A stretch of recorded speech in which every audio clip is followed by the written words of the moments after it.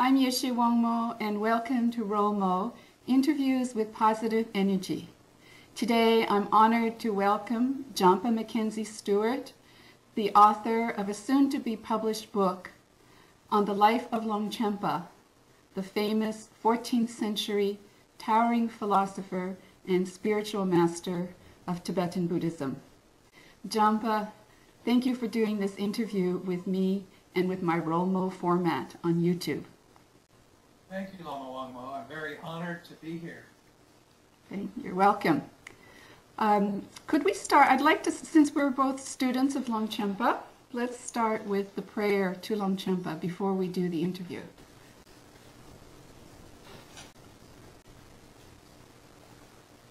Equal to the 6 ornaments of our world and the 2 supreme ones, with a spirit possessing compassion, scriptural understanding, and realization, engaging in excellent secret practice in deep forests. Longchenpa, the perfection of samsara and nirvana as dharmakaya, Rime Oser, to you I pray. Jampa, I'd like to start by reading the first paragraph in your preface. It is so masterful and really touches my heart. It's about Guru devotion. And you wrote, Guru devotion is taught as the highest practice in Tibetan Buddhism. Seeing your teacher as an actual Buddha is the swiftest path to enlightenment.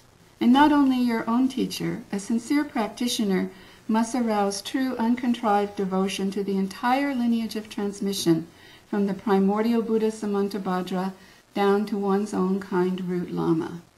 One needs to arouse faith in the enlightenment of the lineage masters and in their actual attainment of the deepest wisdom and compassion. And in this way one can open oneself, become a suitable vessel to receive the inconceivable blessings of the lineage masters. Thank you for writing that. Expressing that so exquisitely. I'm sure that you recognize this sense of love for Guru devotion in your own life. And I'd like to start the interview by asking, in what way, how is that connected to your love for writing about spiritual biographies? Well, Guru devotion is the heart of the tantric path, to experience the Dharma through the role model of a human directly in front of you that you can perceive with your own eyes and ears is at least as valuable as the actual teachings, that wordless transmission. When I first met Khenpo Karthar Rinpoche, who was my root guru for many years, and he said, "I'll be your teacher," I wept. I opened my heart and I said, I found my guru. And although it may sound like a cliche, that blessing is beyond words. And so for me, it was very important to connect with not only my own root teacher, but the other masters who were their teachers and their teachers' teachers all the way back, hundreds and hundreds of years. Extremely important to have faith and devotion to them as well, because that's where we come from. That's our roots, that's our lineage. So early on you recognized the importance of having the teacher or the guru, and then how did you become interested in their life stories? I know that you've also previously published The Life of Gampopa in 1995, and then somehow I imagine you gravitated towards the life of Longchenpa. Can you tell us a little bit about that process?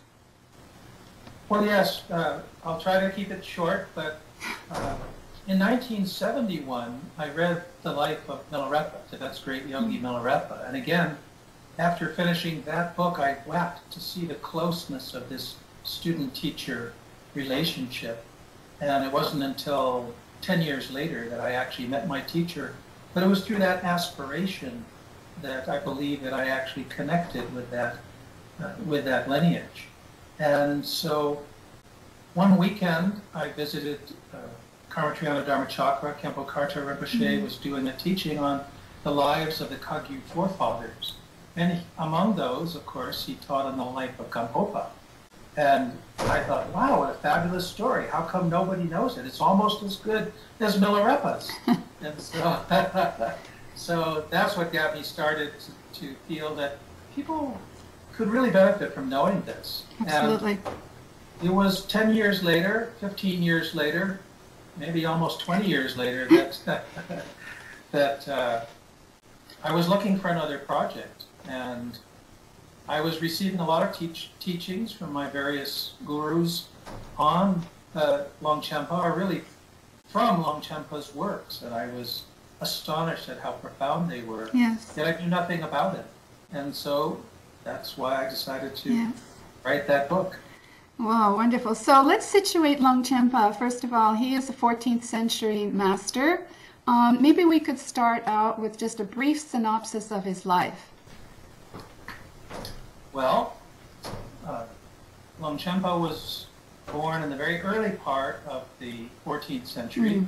He only lived to be 56 years old, yet his impact on Tibetan Buddhism is one of the greatest to this very day. He was a reincarnation of Princess Pema Sal, who was the daughter of King Trisong Detsen, and had been entrusted with, at that time, with the teachings of the Khandro Nyingtik, the heart essence of the Dakinis. And so when he was born as Longchenpa, after 3 previous incarnations as a woman, and 1 or 2 as a man, he came in with a great blessing and a great destiny already prophesied by Padmasambhava. He became an orphan by the time he was 12. His father and mother were both great practitioners. And once he was orphaned, he went to Samye, Chimpu, and took ordination as a monk. And lasted there, went to Sangpu, the greatest monastic university of its time, and studied all of the teachings of Tibetan Buddhism from all of the lineages that were in existence at that time. So he really mastered all of those teachings, as well as poetry, logic, literature. And then he left Sangpu, went for a retreat in caves, and met his destined guru, Kumaraja, who was a holder of the Vimanyantik, the second mainstream of the great perfection teachings in Tibet at that time. And again, Kumaraja had a vision that this was his lineage holder when Longchenpa arrived. And so he received that second stream of Dzogchen teachings from Vimalamitra. And so he had those 2 of Vimalamitra and Guru Rinpoche and Yeshit Sogyal. And so from there on, he spent most of his life in retreat, but even when he was in retreat, he would come out to give teachings and empowerments. He loved nature. Even though he started several monasteries, he tended to spend most of his time in natural settings, in retreat. At one point in his life, when he was in his early 40s, he became the teacher of Drikung Kunrin, who was a political adversary of the revolutionary leader who was trying to take over the government of Tibet from the Sakya government, and eventually succeeded. And because Drikung Kunrin supported the opposition, Tai Situ, not the Karma Kagyu one, thought that Longchenpa must be his enemy too, and sent forces to kill him. So Longchenpa had to flee to Bhutan, went into self-exile in Bhutan for 10 years. And this was something interesting because none of the Tibetan biographies told anything about his life in Bhutan, but his life in Bhutan was amazing. He founded 8 monasteries there. He fathered a daughter and a son there. The son became his own tulku, even while Longchenpa was still alive, a very rare event. And Longchenpa wrote over 300 works, made books, sadhanas, prayers, incredibly prolific writer. He codified all of the Buddha's teachings from the Hinayana up through the great perfections, so that one could see that the different teachings were harmonious with each other. They weren't in conflict. This was something very important to Tibetans who loved to argue how many angels dance on the head of a pin. So he died at the age of 56 and left an incredible legacy. What do you absolutely love about his life, just as a person, not so much as a spiritual master or a spiritual hero, but just as a human being? What stands out for you in his life story? There's a strength to Longchenpa that is very stable, very continuous, very present throughout his whole life. He experienced a fair amount of adversity in his life, and yet he just kept going. He seemed aware of his destiny. And at the same time, even though he was a prophesied incarnation, a great master with an absolutely brilliant, piercing intellect, at the same time there's a certain vulnerability to him that shows up in different areas of his life. And so that was one of the things that I appreciated about him. Both his strength, his stability, but at the same time a certain vulnerability. He started out as a bee, isn't it true? Well, not in that particular lifetime. No. When the great stupa was built at Swayambhavu in Nepal, today's Nepal, the previous incarnations of Guru Rinpoche, Padmasambhava, Abbot Shantarakshita, and King Trisong Detsen were the sons of a poultry woman who was very well-to-do and had this aspiration to use her funds to build a great stupa to benefit beings. And when it was fit, she died during the process, but her three sons, from three different fathers, completed it. And when they were done, it said that the sky was filled with Buddhas, Bodhisattvas, and gods who were so grateful, and told the boys, there's tremendous merit in what you did. You should make some aspiration prayers. And so they were making aspiration prayers, and after they did, one of the sons was stung on the neck by a bee. And so he brought his hand up and swatted the bee and killed it. And then he held it in his hand. He felt bad about killing it. And then this was the previous incarnation of King Trisong Detsen. He'd already aspired to become a great Dharma king, which he subsequently did. And he looked at the bee and made the aspiration prayer in the moment of such great merit that this bee would be reborn as his offspring, as a prince or a princess, and that would bring great benefit to the Dharma. So that was how Princess Pema Sal was born at that time and in the presence of Guru Rinpoche and Shantarakshita. So, Jampa, I think I'm always going to be on the lookout for the honeybees from here on in. Thank you for that wonderful story. And you must make sure not to swat them. Yes. As you know, Jampa, one of my passions is to bring to the foreground the role of the enlightened feminine, the female Buddhas, and the Dakinis. So I would like to ask you this question about the role of the sacred feminine in the life of Longchenpa. What can you tell us about that? Well, I think it's actually quite unique, and it's a very good question. I'm glad you asked it. First of all, we could say that the teachings that Pema Sal received were from the Dakinis. The Dakinis requested of Yeshit Tsogyal to ask Guru Rinpoche to reveal this particular cycle of the highest great perfection teachings. And so they were revealed to Princess Pema Sal and Yeshit Tsogyal. Yeshit Tsogyal requested them, then Pema Sal received them. This was his first feminine incarnation that we know of. And she was made the holder and prophesied as the one who would reveal them later.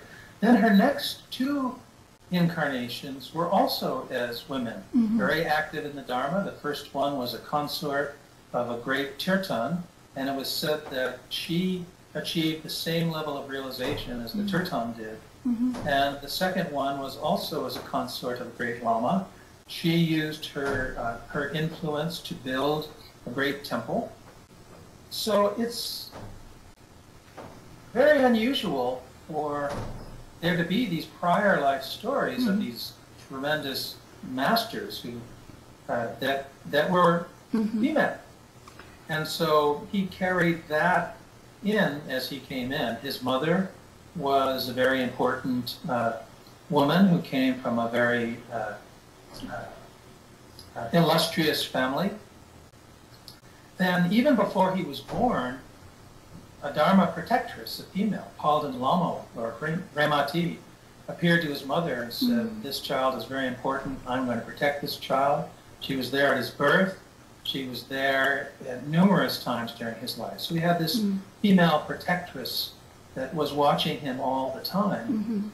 Then as he progressed on to teach, he taught both women and men. And so as I'm sure you know, there are politics in monasteries in particular about teaching women. Now today in America it's much more open, and there you see at least as many, if not more, women in the audience as you do men.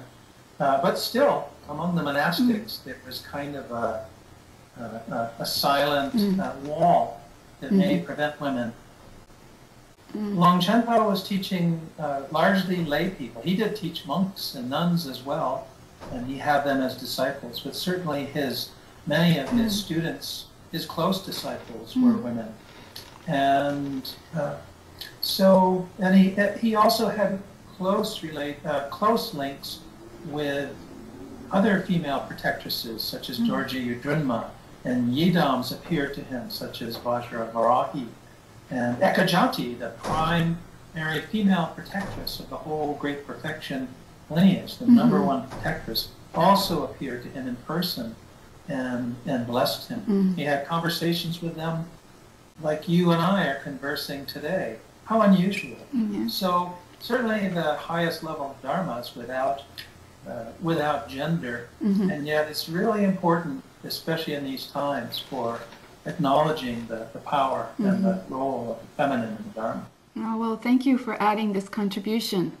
I'd like to shift the emphasis a little bit in the interview now to you as a scholar and to how you wrote this book. It's my understanding your goal was to write something comprehensive, that there are bits and pieces in different places about the life of Longchenpa, and there are some gaps in the life of Longchenpa that required research. And so could you tell us about that, the process of gathering this information together and piecing it together into your book, which is going to be published next month, I think, yeah?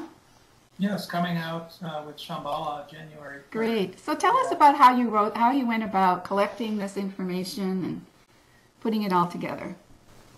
Well, as with the life of Gampopa, my first introduction to any stories about his lives, his previous lives, and his later life as Longchenpa, came from the oral teachings of my masters, from Gangteng Tulku Rinpoche, who is an emanation of Pema Lingpa, a later incarnation, major incarnation of Longchenpa.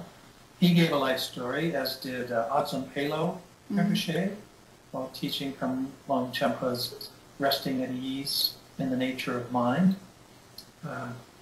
Also, Yangtang Chulpa Rinpoche gave some biography of Longchenpa. So it was from the oral teachings to begin with. Then I started looking to find other written information about Longchenpa's life. And I found it in particular in Nyushul Ken Rinpoche's wonderful book, A Marvelous Garland of Rare Gems, where he gives life stories of the great Nyingma masters. Also, Gyugyam Rinpoche's A History of the Nyingma Lineage tells the story of his life. And Sarah Harding's book on the life and times of Pema Lingpa includes not only the life of Longchenpa, but also his previous lives, from Pema Sal up to Longchenpa, and his subsequent incarnation as Pema Lingpa in Bhutan. So her book was very helpful in providing that information. Toku Tundup had 2 books that were very helpful. So what I did was just overlaid them. I put them, created a timeline with all of these books. I wanted to tell the story from his earliest incarnation up to modern times and follow that. So I laid them side by side, and I would edit from there. I see. Very clever. Wonderful. Together, and where I had questions, I only know enough Tibetan language to get myself into trouble. So I had to rely on certain advisors more with it, including yourself. And thank you for that contribution. And so I got information from native-speaking Tibetans, translators to help me. So that was how I put it together. What did you discover? You keep mentioning about his life in Bhutan. That's something that I wasn't aware of, the time that he spent in Bhutan. What happened when he was in Bhutan? He went there in order to escape from some persecution and difficult times in Tibet. And then what is your source for the information of his life in Bhutan? Well, I searched on the internet and found work by Dorji Penjori, a Bhutanese scholar who wrote about the oral history of Longchenpa's time in Bhutan. This is totally not included in the Tibetan versions of his life story, so that was a great discovery for me. And I got permission, very gracious permission, from Dorji Penjori to use that information. So that was how I discovered it. I also am fortunate enough to live in Crestone, Colorado, where there are several Bhutanese people living here. Former monk who runs the Desert Sage restaurant now. Wow. And also the former resident Lama here, so Tsering Dorji and Lopon Purba Dorji, respectively. And so I got several stories and clarifications directly from them. So I interviewed them about Longchenpa. What I found out about him in his times in Bhutan were that he was really gaining great attainment at that time. And so he performed many miracles. He finished numerous works while he was there. He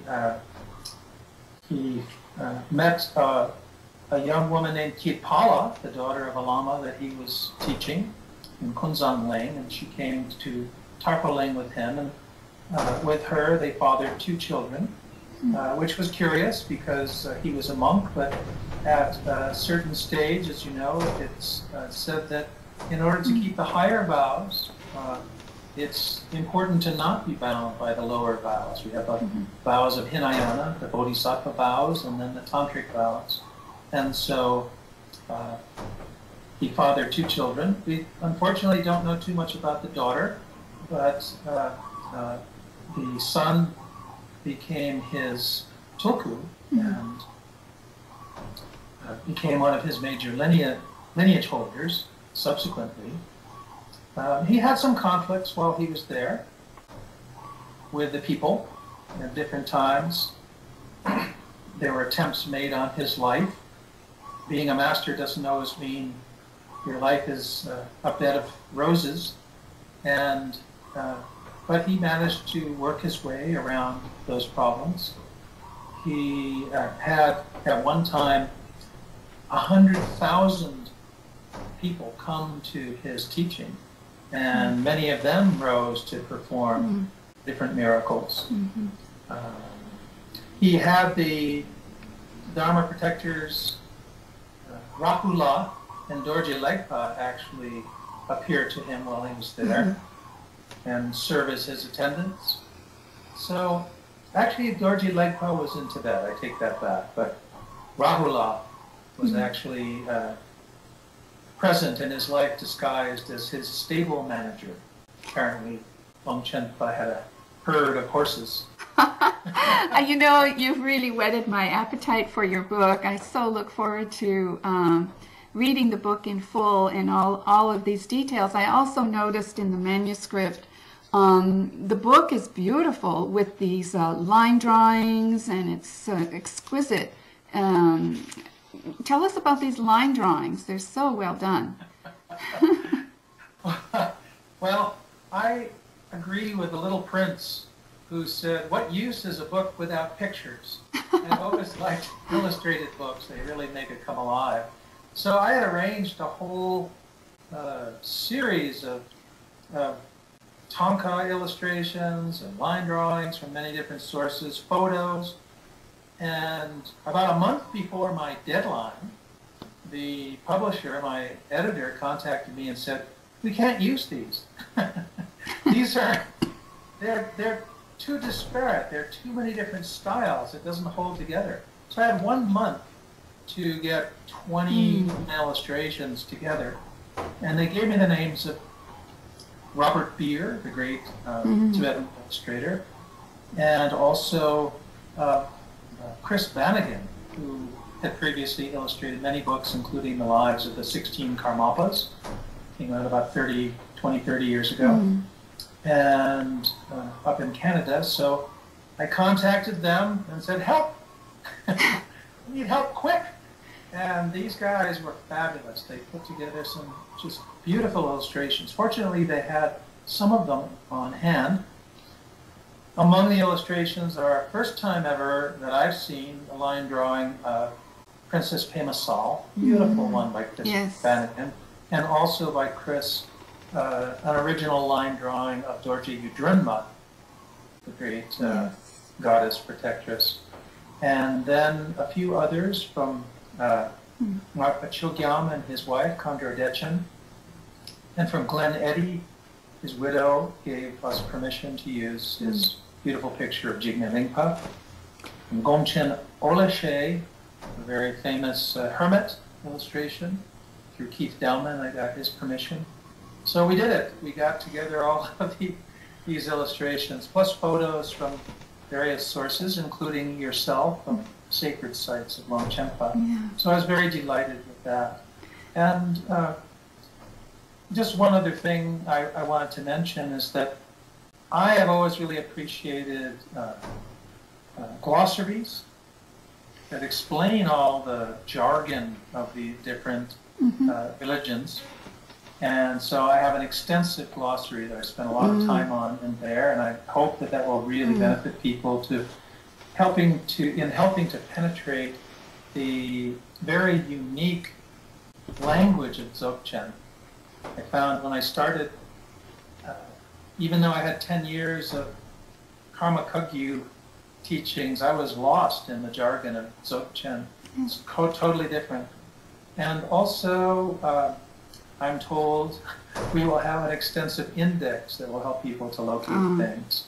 And lots of footnotes to clarify the different points. So all of this, things that I love, like Evans Wentz's books, were always filled with footnotes, and you learn so much. So I know. The book sounds so juicy, you know, and it sounds like it's going to be, for those people who already have heard of or have studied of Longchenpa, it's going to be such a treat to have this, like, you know, personal, up-close experience with Longchenpa. And for those people who haven't been connected to Longchenpa, of course, we know that this book will attract many people also to the practice of great perfection. It's just a fabulous project, Jampa. I'm so happy that it's come to be.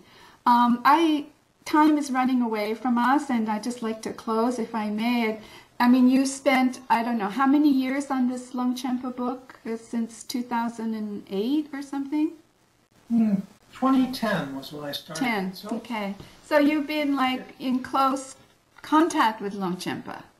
Yes. Through working on this book and through your personal practice, and inside out, left to right. So I'm wondering still, though, if there's still anything left unanswered or in his life story, or that puzzles you about his life? Well, one of the things that puzzled me was his level of attainment. Of course, different people say that he attained Buddhahood, full Buddhahood. Yet in the Great Perfection, they talk, we have the practice of Trekchu, the cutting through to primordial purity, and the practice of Tugal, leaping over to spontaneous presence. And in the different works, some had said that he reached the fourth vision of Tugal, which is really considered the pinnacle of the pinnacle. And yet other places, great masters said he had attained the third level. Now the fourth level is usually equated with when you attain the rainbow body, where your body may dissolve completely or down to just leaving your hair and fingernails. But Longchenpa didn't do that. He had visions of both Vimalamitra and Ekajati coming to him before his death and saying, no, leave relics. You need to give more teachings before you die. You need to leave relics. And so he left his body, and there were great relics. But I wondered, well, if he had attained the fourth vision, how could he do that? And it was only a week or so ago, before this interview, that I got the answer. And I had completely forgotten this, but sometimes the four visions of Tugal are also applied to Trekchu. And there's a description of the fourth vision where is the dissolving of all appearances into Dharmata on the Trekchu level, where one can leave one's physical body and still attain that level of realization. And so then I looked through my sources, and of course it said that he did attain that fourth level through Trekchu. So a minor point to us simple human beings maybe, but when you're looking at a role model, a great one, and someone who wrote so much about Dzogchen, is important for me. So I think I've resolved that one nagging question. You know, there's just one more question that just came to mind. I'd like to sneak it in here before we conclude. And that is, could you tell us something about the modern day rebirths or incarnations of Longchenpa and where we might be able to connect with them? Yes. Well, as far as modern incarnations that we can connect with, one of them is Lingtro Rinpoche, sometimes pronounced Longtro Rinpoche, who lives in the Bay Area of San Francisco. A wonderful man, wonderful teacher, Dzogchen master. Another one who we cannot directly connect with in human form right now is Dumse Tinley Norbu, who passed away recently. Also a great Lama, teacher of many people, Dujin Rinpoche's son, and a great author. Then of the later incarnations, as I mentioned, the great incarnation of Longchenpa following his life as Longchen Rabjam, as Longchenpa, was as Pema Lingpa. And like many of the masters, like Jigme Lingpa and so forth, Pema Lingpa had several different incarnations. And they're all living in Bhutan right now, where Pema Lingpa lived. So we have the body incarnation, who is my root teacher, Gangteng Tulku Rinpoche. We have the speech incarnation, Songtro Rinpoche. And then we have the mind incarnation, Tukse Rinpoche, who also died a few years ago. I think it was 2010 when he died. And but we have the body and speech incarnations of Longchenpa there. And of those, all of those, the two that I know are Lintro Rinpoche and Gangteng Rinpoche, both extraordinary teachers. Yeah. Thank you, Jampa, for sharing the important information, which is how to connect with the thought of Longchenpa in today's world. And it's wonderful. I've loved this interview because it's touched not only on the life of Longchenpa, but we've touched on you as a practitioner, you as a scholar, and we're also offering ways for people to connect with Longchenpa and the Great Perfection tradition. So I think we've done a good job, and thank you for being so patient with me. And we had some Skype internet problems, but we persevered, and I feel all the obstacles were removed, and I really wish so many people to connect with the profound Buddha Dharma through you and through your works and through this interview. Thank you, Jampa. Thank you. And may I just say that Longchenpa's writings carry a special blessing that can change the hearts of people on the deepest level. So even though he's passed, saying this to all of you who are watching, you yourself can directly connect with Longchenpa, his mind stream, his wisdom body, and his blessings. So it's my hope through this interview and through this book that all of you can directly connect with Longchenpa. And as Anam Thupten said, may many people fall in love with Longchenpa as I have and experience his profound blessings. So thank you for this opportunity and to share this time with you. Oh, you're so welcome. Thank you so much.